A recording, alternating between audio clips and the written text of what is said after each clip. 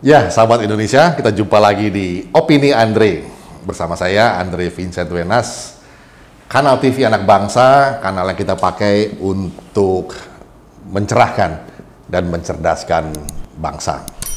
Sahabat, baru-baru ini media rame lagi dengan figur Pak JK menyikapi atau menanggapi ajakan dari Pak Jokowi untuk memberikan kritik atau masukan kepada pemerintah. Jadi ceritanya atau gampangnya Pak Jokowi membuka diri untuk dikritik. Nah, yang menarik adalah respon dari Pak JK. Dikatakan, ini dikutip oleh banyak media akhirnya, saya kutipkan dari Kompas TV, laman Kompas TV, judulnya, tanggapi Jokowi, Pak Yusuf Kalla bertanya, bagaimana caranya kritik pemerintah tanpa dipanggil polisi. Nah, ini kata-katanya agak, menurut saya agak aneh dan agak lucu ya.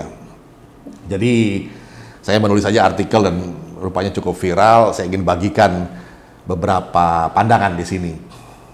Pertama-tama begini, sahabat Indonesia. Kita bisa bertanya, apa sih susahnya membedakan antara kritikan dengan hinaan atau bahkan fitnah? Apa begitu susah ya kita membedakan kriteria hal-hal itu ya, antara kritik, hinaan, atau fitnah?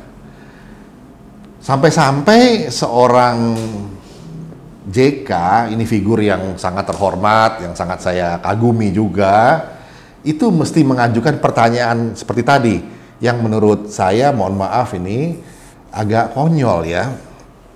Begini, polemik pun terjadi akhirnya di media. Ini tanggal 13 Sabtu kemarin, kemudian malam harinya pihak istana pun melalui jubir Pak Fajrul Rahman akhirnya merespon. Karena apa? Ini udah rame di media, ada yang sampai akhirnya agak kebablasan, meledek-ledek Pak Jokowi, termasuk juga akhirnya mempertanyakan dalam tanda kutip tingkat kecerdasan Pak JK. Ini kan konyol jadinya. Pak JK ini orang luar biasa, tapi kok akhirnya dipertanyakan begitu juga Pak Jokowi. Sehingga diskusi atau wacana menjadi agak, mohon maaf, brutal di media sosial. Nah, Pak Fajrul akhirnya bilang bahwa apabila kritik sesuai dengan Undang-Undang Dasar 45 dan peraturan perundangan, pasti tidak ada masalah. Karena kewajiban dari pemerintah atau negara di sini adalah melindungi dan memenuhi dan menghormati hak-hak konstitusional setiap warga negara Indonesia yang merupakan hak asasi manusia tanpa kecuali. Ini respon yang baik dari Bung Fajrul Rahman ya, sebagai jubir istana. Dan tentu saja di era medsos ini Bang Fajrul juga menyinggung soal undang-undang ITE, dan ini tentu secara gamblang pagar-pagarnya sudah cukup jelas lah bagaimana kita bermain atau berselancar di atas media sosial.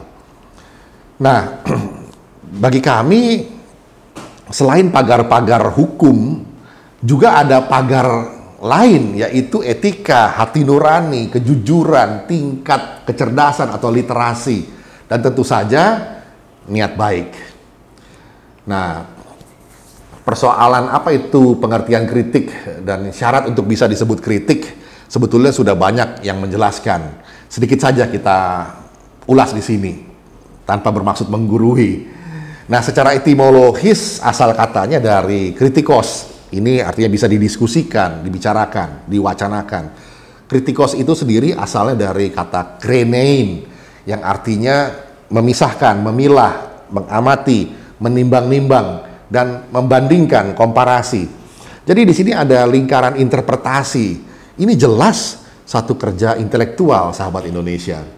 Maka kita bisa katakan bahwa yang namanya kritik itu adalah proses analisis dan evaluasi yang tujuannya demi meningkatkan pemahaman sekaligus berkontribusi dalam peningkatan kinerja serta memperluas apresiasi terhadapnya. Ini kira-kira pemahaman umumnya. Dan syaratnya untuk menyampaikan kritik ya harus kritis. Kritis itu artinya bukan nyinyir, bukan menyampaikan hoax. Kritis artinya mampu mengamati dengan tajam. Tajam itu artinya objektif, menimbang dengan bijak, dan membandingkan dengan adil. Inilah lingkaran yang disebut dengan istilah kerennya tuh hermeneutikanya, atau proses interpretasi atau penafsirannya. Tentu ini beda sekali dengan apa yang dilakukan oleh yang disebut sekarang para buzzer. Ini istilah lokalnya, buzzer ini adalah pendengung, begitu ya. Yang ini seperti sekawanan lebah, tawon begitu ya. Mendengung terus artinya bergumam nyinyir, terus menerus, nggak jelas argumentasinya. Karena memang di dalam dengungan atau kenyinyiran itu nggak penting yang namanya logika. Yang penting ya asal nyaut aja, bikin berisik gitu ya. Tujuannya yaitu bikin berisik atau mengalihkan isu, atau juga untuk yang sedikit lebih canggih adalah untuk menggiring opini. Dalam proses komunikasi, sahabat Indonesia, para pendengung atau buzzer ini lebih terposisikan sebagai yang disebut dengan noise atau pengganggu dari proses komunikasi itu sendiri. Semakin mendengung ya semakin tinggi tingkat noise-nya. Nah, dampak dari noise terhadap proses penyampaian pesan atau proses sendingnya ini, serta proses pemahaman atau proses decoding atau pencernaan pesan ini menjadi terganggu. Nah, itu memang objektifnya di situ. Terjadi yang namanya distractions, kemudian distorsi, kebingungan, confusement, dan akhirnya teralih dari pokok persoalan, distracted, dan terjadilah penggiringan opini tadi itu. Contoh, supaya gampang dipahami, dalam hal ini contohnya adalah pemerintah misalnya menindak pihak-pihak yang melanggar hukum, ya. Nah, kebetulan si pelanggar hukum ini adalah seorang pemuka agama. Maka si pendengung ini, buzzer ini akan mendengungkan bahwa pemerintah telah menzolimi pemuka agama. Dan bahkan ini yang lebih sadis lagi, dibumbui dengan tuduhan bahwa pemerintah memusuhi agama tertentu.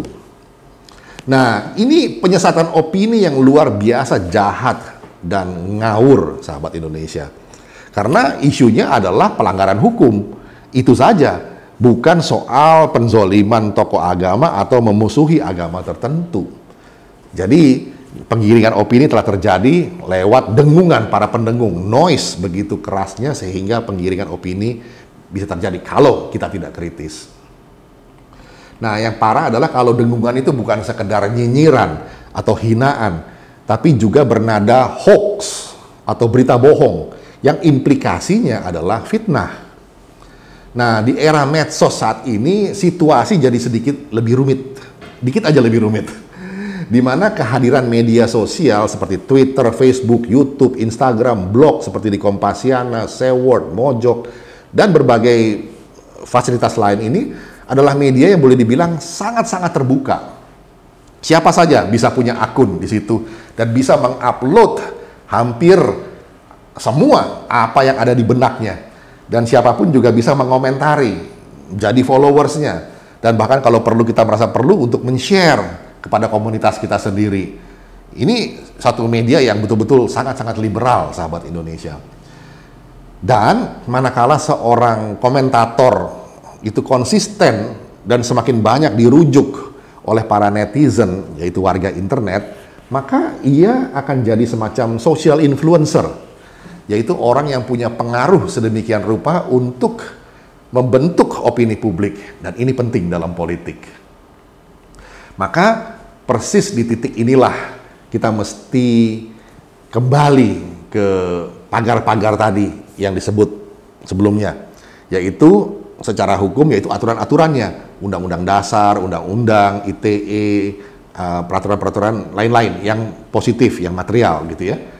Dan secara moral ada yang disebut dengan hati nurani, rasa keadilan, dan tentu saja budi pekerti dan kebijaksanaan batin kita masing-masing. Ini harus menjadi pagar yang bisa mengawal kita.